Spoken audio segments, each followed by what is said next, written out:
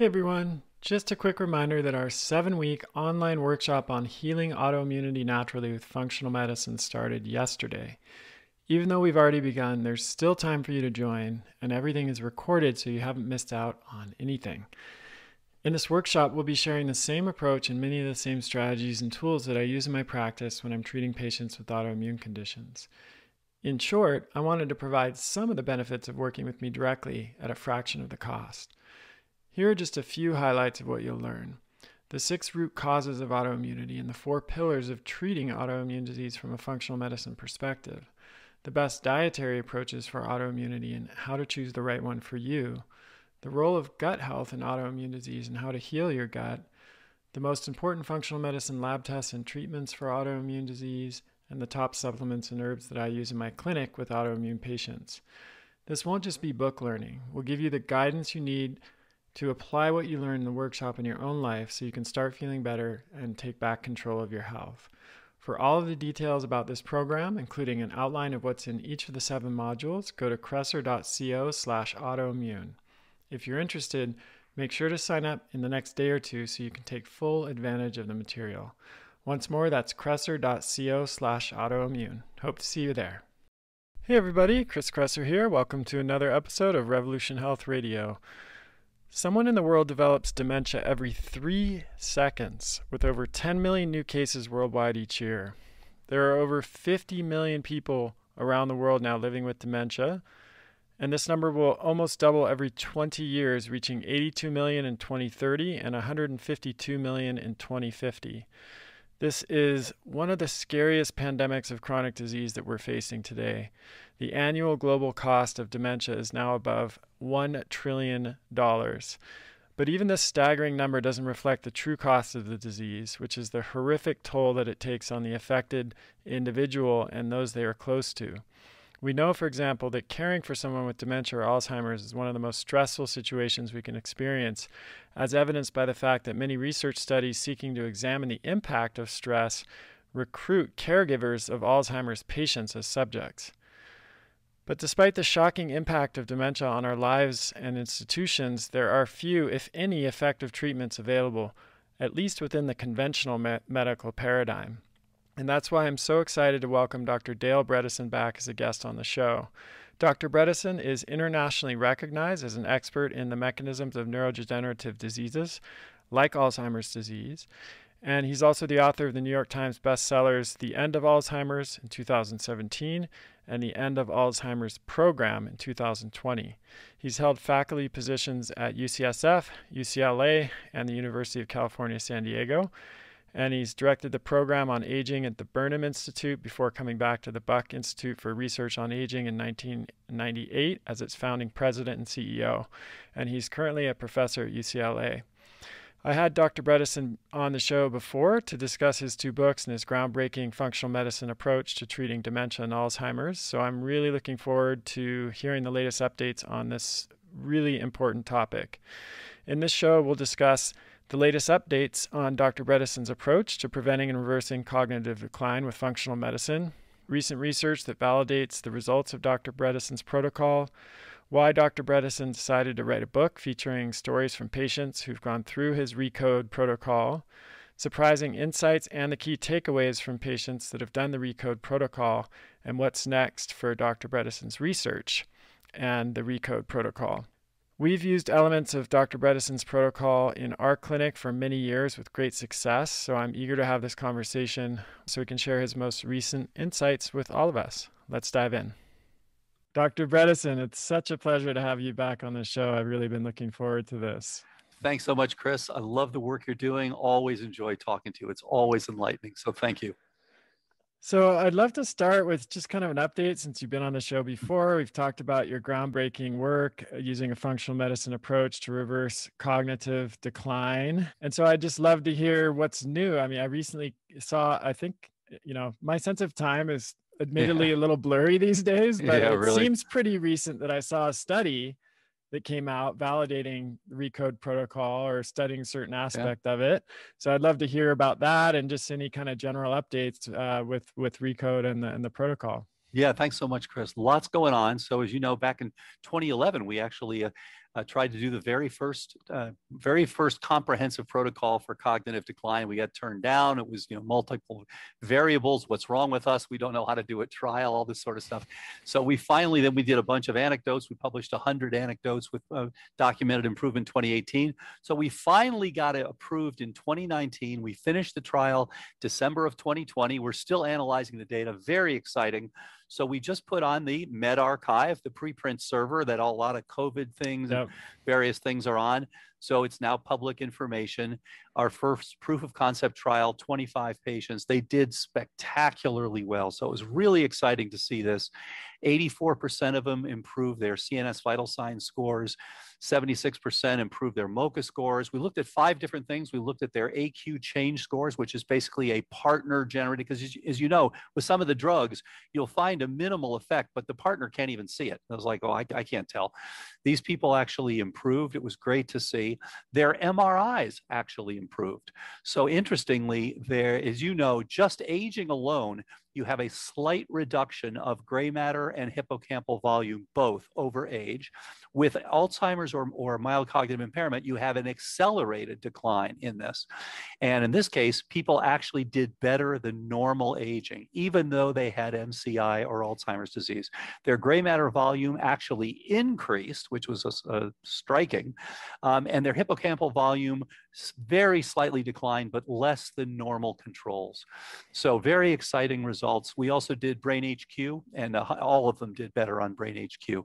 So by all of those 5 parameters, people improved. And I think it's important, we talk about the semantics of success. As you know, aducanumab was just approved on June 7th, and it doesn't make you better, and it doesn't even stabilize you. In one trial at one dose only, it slowed the decline by 22%. In our trial, you actually get better. You don't just slow your decline. So it's just strikingly different. Yeah, I mean, this goes to me. It speaks to the fundamental difference in the paradigm and the approach. Right. In one paradigm, you're basically just trying to slow the progression of the disease using drugs that suppress symptoms, rather than really looking at what are the root causes of this ongoing cognitive decline and how can we identify and address them so that the patient can not only slow the progression, but even stop and reverse the progression. So exactly. You used one example, but I want to highlight this for folks that are maybe less familiar with the conventional medicine options for Alzheimer's and cognitive decline. How did the results of your trial compare with the currently available conventional treatments? Yeah, very good point. So there are 3 different treatments that are now available. So one is a cholinesterase inhibitor like Aricept. That will give you a slight bump, but you go right back to declining. And in fact, if you look down the road, in the long run, people actually do worse if they took that drug than if they didn't. That's the scary part. Furthermore, if you cold turkey the drug, you drop down dramatically and typically do much worse. The second one is memantine, which has a minimal effect. The families couldn't tell who was on it in the trials and who wasn't on it. So a very, very minimal effect, although again, just a barely significant effect with slight improvement. And again, you go right back to declining. And then the third one, which are these monoclonal antibodies. So the drugs these are anti-amyloid antibodies, have not worked, and multiple have failed. And in fact, we've seen a number of patients who clearly got worse, which actually, if you think about it, makes a lot of sense. Your amyloid is there as a protection. It is a response to these functional medicine insults that we talk about all the time, various pathogens and toxins and decrease in metabolism, all these sorts of things. And so you give these and it removes, it's a little bit like getting rid of the president of your country. Well, you might be able to get away with some things that you couldn't get away with for a short period of time, but your country is going downhill. Right. And this is the same sort of thing you see with this drug. So you actually see people get worse. So it's unfortunately, pharmaceuticals for Alzheimer's currently, at least alone, do not work.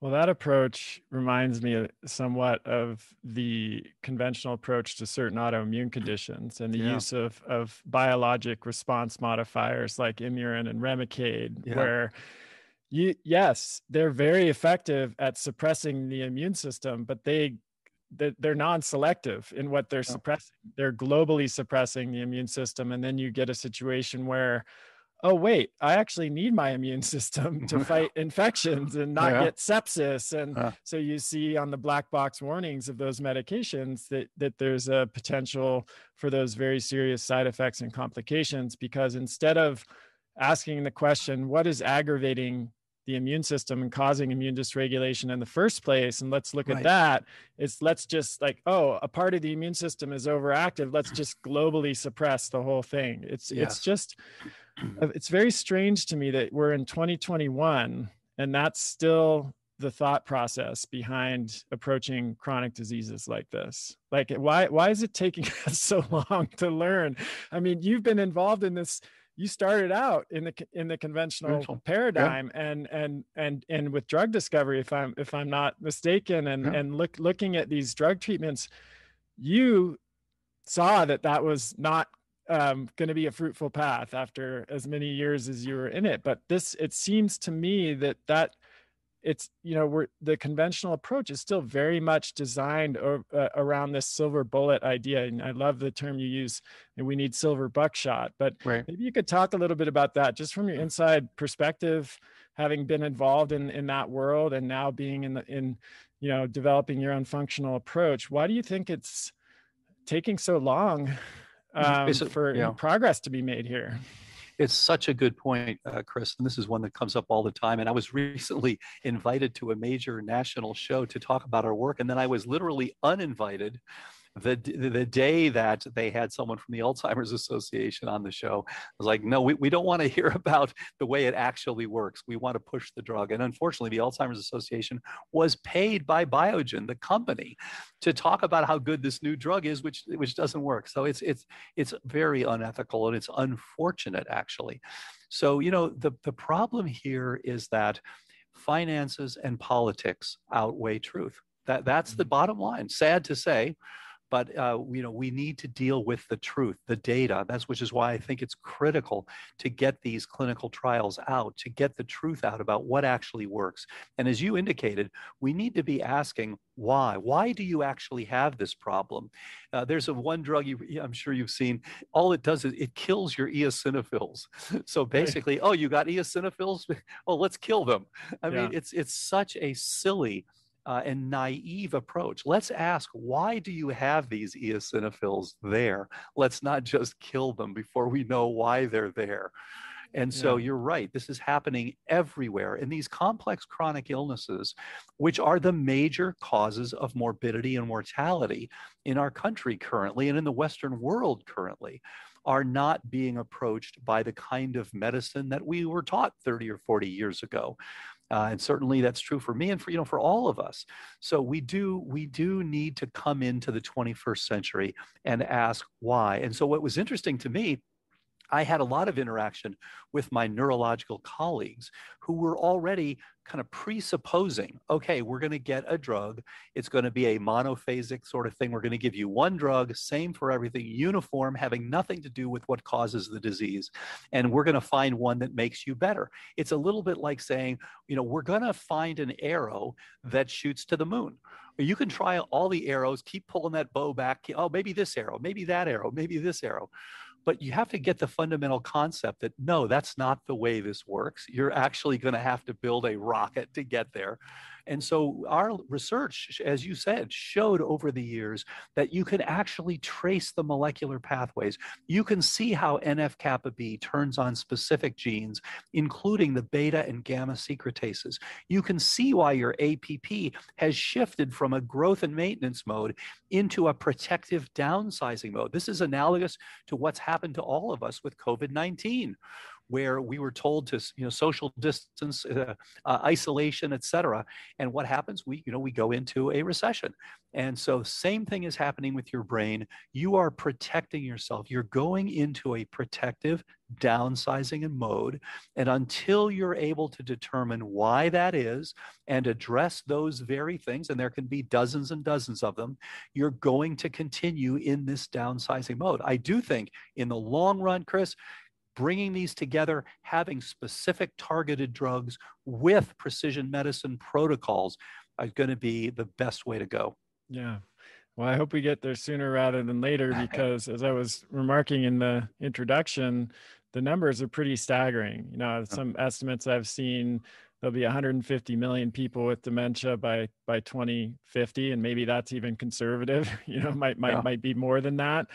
And you know, I don't know anybody who, I mean, I don't know anyone who wants to die, period. But No. like most people, I think if you ask them how they want to die, it's maybe a heart attack in bed or something Yeah, like yeah, that. It's not dementia and right, Alzheimer's. Like right. that's pretty much one of the most scary ways to, you know, to spend the later years of your life. And so it's a really, really urgent, pressing problem. I mean, all chronic disease is arguably, but this Yeah.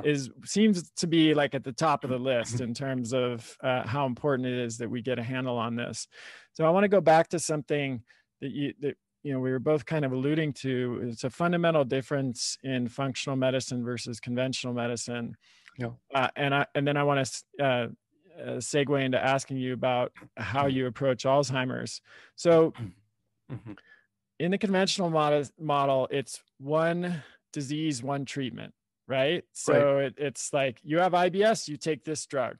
right. Doesn't matter what kind of IBS you Right, have right. or how you got your IBS, you take that drug. If you have diabetes, you take this drug. Doesn't matter what the underlying causes were.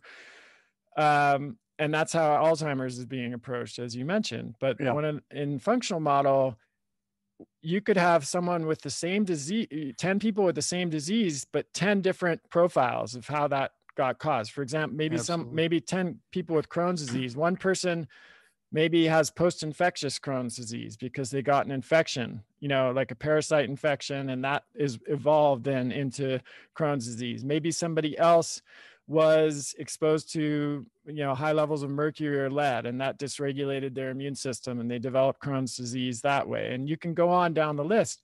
And the thing is, the treatment will be different for Right. each of those people. You might use some things that are the same, but there are other things that will be different. And that's, to me, one of the things that stands out the most about Recode and your approach to Alzheimer's is you're acknowledging the different types Yes. of the disease, and those different types are have usually different causes. So can you, for the folks who didn't hear the first podcast with you, can you Mhm. talk a little bit about what those types are and what kind of insight they provide into the treatment protocol?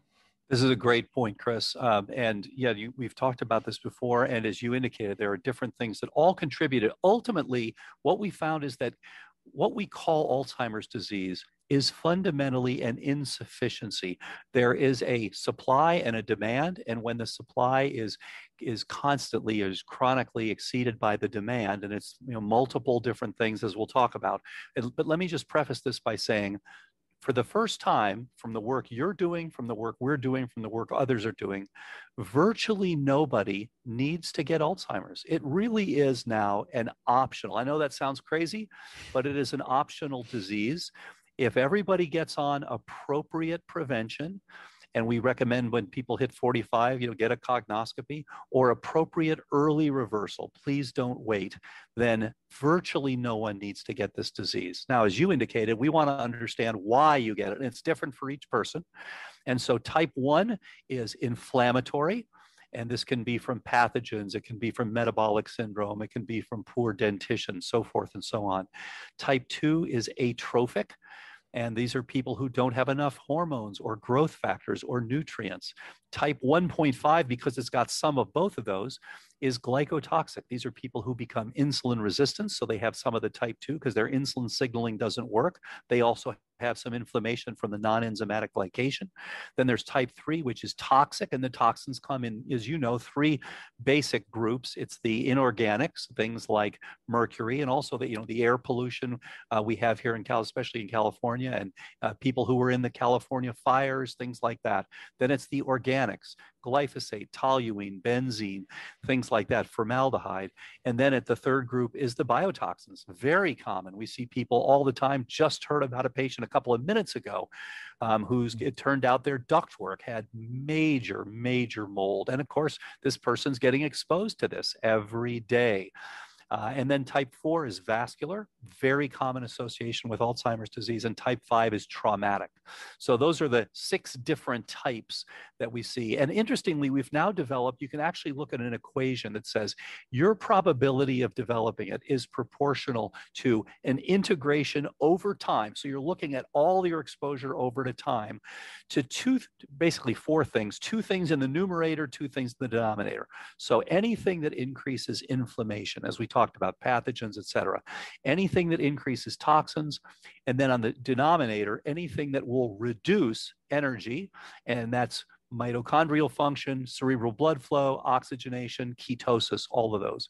And then anything that will reduce trophic influences. And that's everything from vitamin D to estradiol to testosterone to nerve growth factor to BDNF and those things. So if you just look at those 4 groups, you can see why the person's system, why their neural subnetwork is now involuting, which is what's happening. And for each of these neurodegenerative diseases, they have their own unique neurochemistry. And so you've got to identify those issues, you've got to address those issues. And as you indicated, it's different for each person. Absolutely. Right.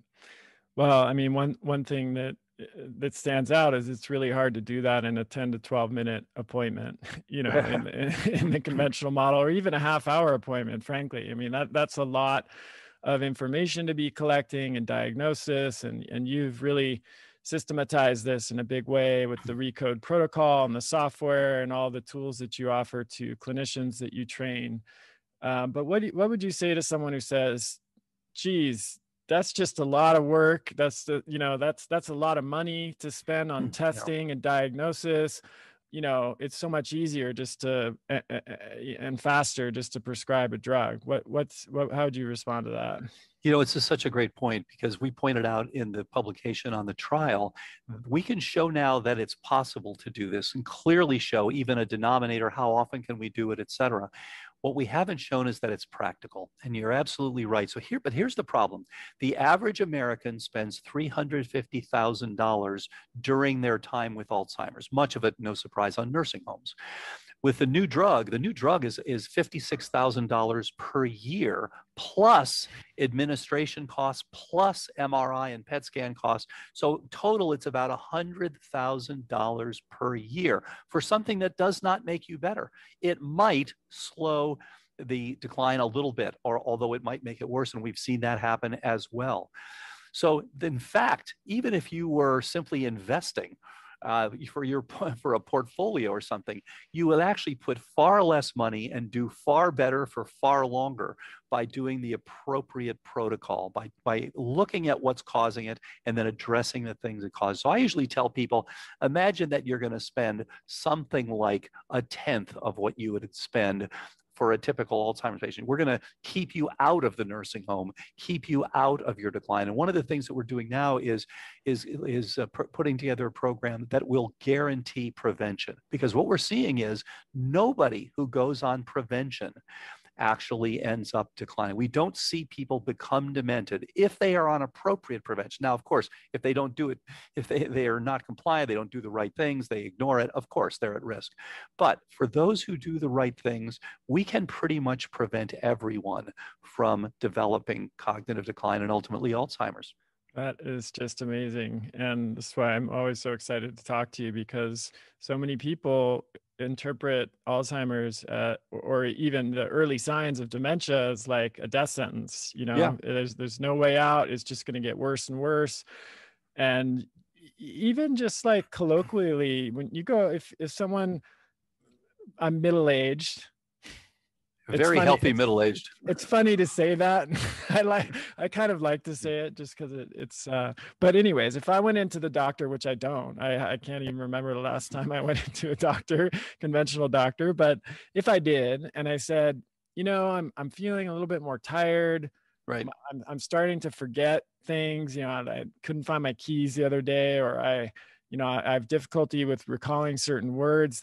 They probably just like pat me on the back and say, welcome to the human race, or something about normal. This is just normal for age. You should just expect to decline, you know, in significant ways as you age. And, you're saying that that's not necessarily normal.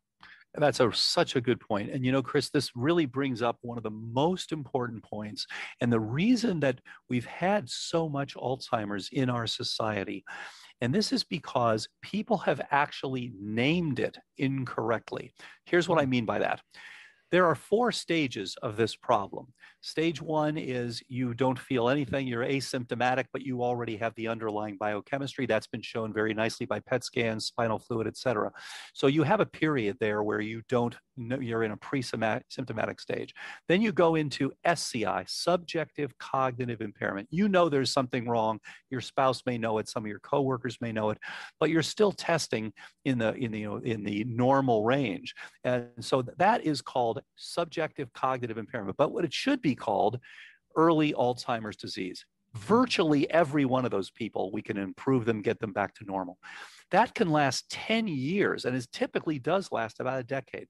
Then you go into what's called MCI, mild cognitive impairment. Now, as you can see, that's the third of 4 stages. Doctors will say to you, it's a little bit of age. It's mild cognitive impairment. This is like telling someone they have mildly metastatic cancer. This should be called advanced stage Alzheimer's disease because it's a relatively late stage. You've already had more than 10 years of the underlying biochemistry by the time you get to MCI. But as you indicated, most doctors just tell you, Chris, you're getting a little older. Don't worry about it. They should be jumping on this with all 4 feet, jumping on, making sure that everything works. Let's see what's causing this. And then what we call Alzheimer's, where you actually have to lose activities of daily living, should be called final stage Alzheimer's, because that is a very, very late stage of the underlying pathophysiological process. So all of us should be getting evaluated as we get older and should be optimizing things and make sure that we do not get Alzheimer's disease.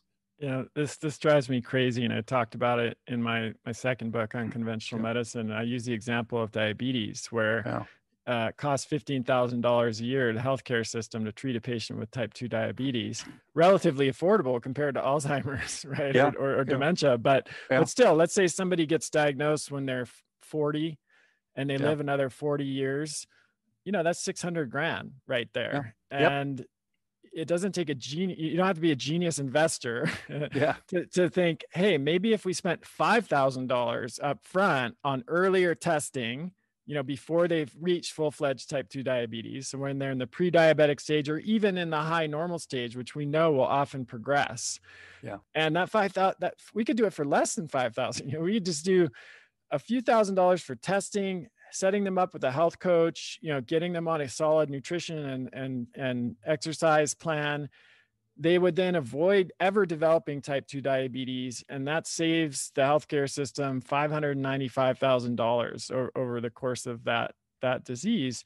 And that's all from just earlier detection and earlier intervention. And it sounds like you're saying that's exactly what we need to be doing in the case of dementia, not waiting until the person has reached that 4th and final stage, but intervening at the earlier stages where I know from our many conversations and using your protocol, it's far easier to prevent a disease or to catch one at an earlier stage than it is to slow or halt or reverse it at the late final stage. Absolutely. And we now know many of these critical factors that are actually driving this, as you indicated, type 2 diabetes and insulin resistance, and even pre-diabetes, looking at various pathogens and things that are causing inflammation. We know specific viruses that tend to be associated with Alzheimer's and viruses that tend not to be associated with Alzheimer's disease. New biochemistry, things like plasmalogens, where we can look at, is this going to be one of the things that's driving this process? So there's a tremendous amount we can do. What we're doing right now in practice is like saying to someone, you've got a new car, just keep driving it until it just stops. When this car stops, then give us a call and we'll see if we can fix it. And even like, there's four warning lights on the dashboard, but what you need to do is just put some tape over them, because then if you don't see them, they're not there anymore, right? Yeah, those warning lights are what we see with car aging, so just ignore them. Just put tape over it. Exactly. Yeah. So makes no sense. It makes no sense, and yet that's what we've got so far. So I want to talk about your new book. We talked about your Yeah, first two books, which again were absolutely groundbreaking, The End of thank you. Alzheimer's and The End of Alzheimer's Program. And this latest book, which is out on, I think, August 17th, right? Right. Is The First Survivors of Alzheimer's, How Patients Recovered Life and Hope in Their Own Words. And I'm excited about this because your first two books were so thorough and comprehensive by necessity because you're Right. introducing a new paradigm for how Right. to treat Alzheimer's. And most of my patients just ate them up and devoured them. But my patients are, let's say, they're highly motivated, highly Well, educated about all of this stuff. And they're the ones who go to the summits and read the blog posts and listen to the podcasts. But human beings, primarily we learn through stories, yes. and narrative and story is just part of our DNA. Like that's how information was passed down for Yeah. millennia Yeah. before we developed the kinds of tools that we have now, and even written language. And so I know I'm a big believer, like when I write my emails or when I write blog posts or when I speak in public, I always use case studies Yeah. because I just find that people can relate to that so well. And it just goes in their brain and sticks in a way that it doesn't if you could just, tell them about the results of a study. Great. That's helpful, but it's not the same as hearing about somebody whose life was transformed, from this approach. So I imagine that has something to do with why you decided to write this book. But yeah, tell us, Yeah. what was the impetus for this? This is such a great point. And so when the first person contacted me, actually patient zero, who got contacted me after about 4 months and said, I'm so much better and here's what's going on. And my memory's better than it's been in 20 years. I was so excited to hear that. And of course, it validated all the science we had done in the lab over the years. It validated the overall approach, but it was also heartwarming for people to say, I had given up. One of the guys who wrote one of these 7 stories in the book, these are all first person stories, said, I've allowed myself to talk to my grandchildren about the future once again. It's just Wow. such a heartwarming thing to hear. I mean, a lot of people will, there'll be a tear that comes to their eyes reading these stories of people who were hopeless. As you know, Julie, one of the 7 people in there, went to a neurologist who is a specialist in Alzheimer's and said, I'm an ApoE44, I'm clearly declining. Could you do anything just to even keep me where I am? And the guy looked at her and said, good luck with that. Basically offering no hope whatsoever, because that's what the literature had suggested.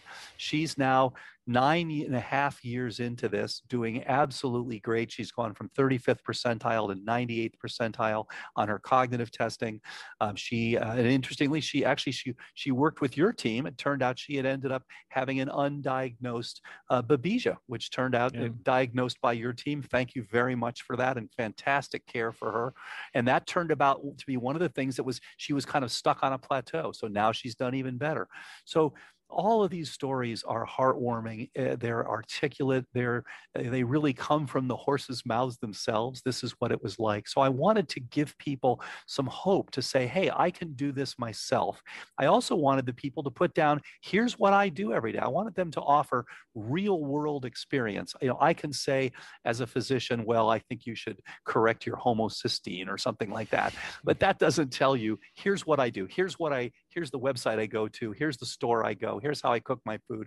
Here's what I do each day and how it's worked and what hasn't worked for me and what the workarounds are, et cetera. So excited about the first survivors of Alzheimer's, and also updated the protocol. Also have a chapter there about enhancing normal cognition, because so many of us have suboptimal cognition. We think of it as normal, but we can actually do so much better. So very excited about this, and just to see these people get better. That's still the thing that gets me the most excited, is hearing about someone who had a terminal illness with cognitive decline improve. Yeah, it's a miracle and it's not, right? On the one, it depends which lens you're looking through. If you're Yeah, looking through the conventional lens, it's like some kind of magic voodoo miracle right, because right. none of the drugs can do it. But when you understand, the system's Yeah, approach to looking at chronic disease, it's not a miracle, it's just good medicine. right. It's the way that medicine should be practiced with not just dementia and Alzheimer's, but all chronic disease, and we have to have this approach, or we're not going to make it through, as a species. It's just the numbers are just absolutely shocking. So Absolutely. I imagine, I know from my own clinical experience that I learn as much or more from my patients as I do from, Yeah. other work, seminars and continuing Right. education and all, going to conferences and all of that stuff. I always say my patients have been my greatest teachers, and that's absolutely true. Yeah. What have your patients taught you? Like, what are some of the more surprising insights, or things that maybe you didn't expect, or lessons that you took away? Because I imagine as you wrote this book, you were combing through lots and lots of different stories, and so that must have been an incredible learning experience for you. This is such a great point. And as we now, with social networking, we're now seeing thousands instead of hundreds. And so we're hearing more and more. And of course, with the trial, we're looking very carefully at each thing. But we've also started something called the ARC project, where we just look very deeply at one or two people who have each of the neurodegenerative diseases. So we've started with macular degeneration. We're now going on to Parkinson's and Lewy body and things like that. So we'll learn more from each of these. But you're absolutely right. Tremendous lessons. One of the ones I learned first, which is now 8 years ago, we started seeing people who weren't responding. These were the ones that turned out to have mycotoxin exposure. So that's what we didn't know about that. Initially, we just had type 1 and type 2. We didn't know about type 3. And so we had to reorient and say, why do these people, they actually look different. As you know, they tend to present differently. They tend to be younger. They tend to have a more non-amnestic presentation, more executive dysfunction, dyscalculia, primary progressive aphasia, posterior cortical atrophy, things like that. So, and they often will have stress as a big inducer of the cognitive decline. You have to treat them differently. You have to recognize the problem and jump in. One of the things that we're now just, you kind of see new concepts and you say, wait a minute, am I missing something here?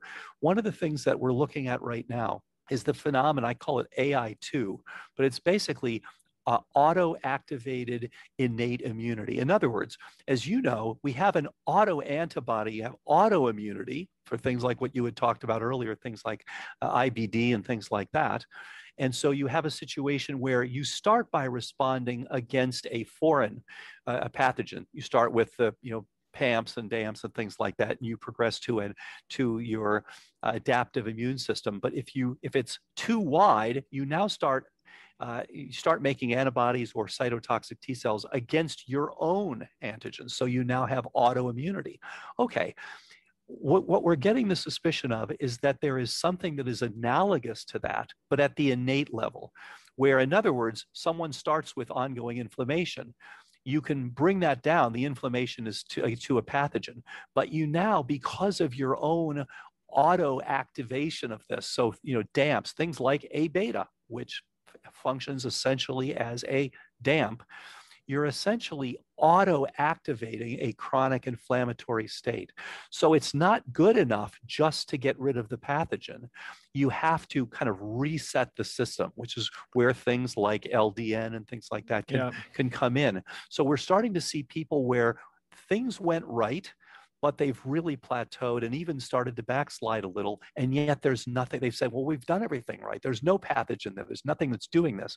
But we're now realizing they probably have an intrinsic activation, which we now need to work hard to reset. Yeah, that's really fascinating, because I actually just this month, a day before your book comes out, we're launching our first workshop on treating autoimmune disease naturally from a functional medicine perspective. And so this is all very much on my mind, you know, the autoimmune nature of many diseases that weren't considered to be autoimmune previously. So for example, I just saw a paper on I don't know if you saw this, on fibromyalgia, and they found a lot of antibodies in these patients to muscle tissue, not surprisingly. And so now they're reclassifying fibromyalgia as an autoimmune disease. There was a paper on ME/CFS, that's chronic fatigue syndrome, for the listeners that are not familiar with that. And they found antibodies to the hypothalamus and the pituitary. And Yeah. that then resulted in lower levels of cortisol and growth hormone Wow. production. So now, Interesting.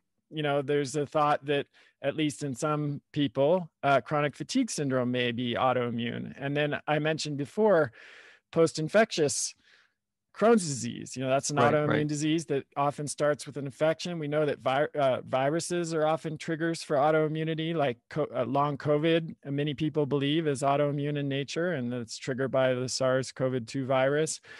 And this concept, I'm always explaining it to patients, so I'm really glad you just brought it up. Where the idea that if there's a trigger for a disease, that if you remove the trigger, then the body automatically just goes back to normal.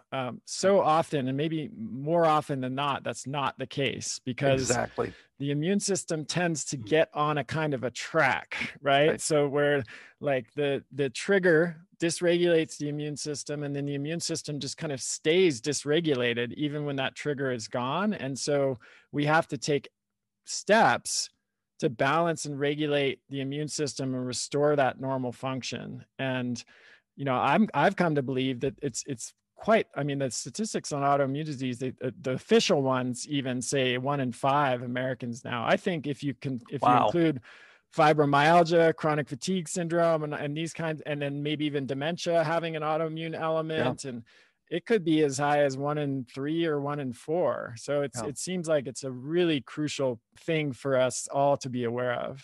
Absolutely. And imagine a scenario in which you never get far enough. Your adaptive system is not doing well enough to generate those antibodies. You're stuck in a state where your innate system is on and your adaptive system has just never quite gotten there. That's what we see as this AI2 idea, that there's this constant. So you've essentially have an endogenous inflammation. And one of the things that had been pointed out years ago in Alzheimer's patients, they're not particularly good with phagocytosis and presenting of antigen. Their adaptive systems tend to be slow, whereas their innate systems tend to be on. So you never get that nice turning off of the innate system by the adaptive activation. So it's almost like a precursor to autoantibodies. Yeah, it's that comes up for me, or came up. It was puzzling for me earlier in my career when I would see patients that I was virtually convinced had Hashimoto's, for example, Yeah. and yet they never test positive for the Exactly. antibodies. Yeah, And exactly. we could do 10 tests and they wouldn't be positive, and yet they exhibit every other sign and symptom of it. Yeah. And then if you send them for a thyroid ultrasound, they've got diverse multinodular goiter, or some other evidence of Hashimoto's, but they never show up with antibodies. So that's the same thing that you're talking about in this subset. And this is how we initially connected, I think, Dale, was around mold and biotoxins. Right. And I've, as you know, talked so much about this and written so much about it over the years, but I find that it's still, the awareness around it is still so low. And, there's so many people who are spending a lot of time in water damaged buildings. And even when they become aware of it, if they try to bring it up to the building manager, if it's their workplace, for example, or try to get help at home, it's just so difficult, because it feels like we're kind of living in the Stone Age when it comes to awareness of building science and indoor air quality. This is the biomedical equivalent of Surfside. So instead of waiting for your building to crumble, you're waiting basically for your immune system to crumble. You're waiting for your nervous system to crumble. Don't wait. There's actually so much that can be done ahead of time. And I think, this is a new era because of Surfside. People are thinking more like, hey, let's look early. And I wish the medical community would listen to that more. Yeah. The interesting parallel there is if anything, if there is some, I think there are probably several silver linings of COVID. I've experienced them myself, and several others have. But from like a perspective of what we're talking about now, I've never seen more articles in the popular media about indoor air quality and filtration and changes of air per minute, and these things that you and I have been thinking about a lot. Like how do you, for a long time, and now they are finally starting to get on the radar, and you hear about schools installing air filters, or people bringing more air filtration in their home, primarily because of concern about COVID. But hopefully that has a that can have a positive impact on reducing other comorbidities that can come from result of exposure to bad indoor air. Absolutely. And I think, we've gotten away with, as health practitioners for thousands of years, with doing things that are very simple. And the reality is we're now understanding a lot more about human physiology. It's not so simple. And we need to identify when you actually see what's driving the problem. And as you indicated, getting it early on, huge. Yeah. So always a pleasure to speak with you, Dale. And I'm just so grateful for the work that you're doing. It's the gift of hope to these people. It means more than anything, just having hope that there is some other path and a steady decline and painful, not just for them, but for the people around them, decline, for the rest of their life. And it's just, as a clinician myself, to be able to use the elements of your protocol or refer someone to you if they're in that situation, it's a tremendous gift. So I appreciate that. Thanks so much, Chris. My wife, Aida, and I are huge fans of yours and fans of your fantastic work. So thanks so much. Always great to talk to you. So before we finish up, just want to ask you what's next. I always like to do that because you always have a lot of interesting stuff planned and going on. And then I want to tell people where they can get the book and find out more about the RECODE protocol and your work. And both for people who are experiencing cognitive decline or dementia, are concerned about that themselves, but also for professionals, because you, as I do, you train professionals. So would love to send them to the right resources as well. Yeah, thanks so much. Yeah, and we've trained over 2,000 practitioners from 10 different countries and all over the US. So thank you so much. So step one, what's next? Step one, we're doing a larger randomized controlled clinical trial that'll start in January. That will have 100 patients and looking again at all the different parameters, their MRIs and their MoCA scores and their CNS vital sign scores. And also looking at, can we now add other things? Do we need to be adding do we need to be looking more carefully at plasmalogens? Do we need to be looking, we actually used Intellex DNA from, as you know, Dr. Sharon Hausman-Cohen for this last trial. And looking at, are there specific genetic predeterminants that we need to address as well? So the next trial. Second thing is that we have the ARC project that I mentioned. So we're looking at small numbers of people with deep dives to see, what's absolutely critical. And then the third thing, as I mentioned, we're developing a large-scale prevention program. The idea is, can we actually move the needle on global cognitive decline?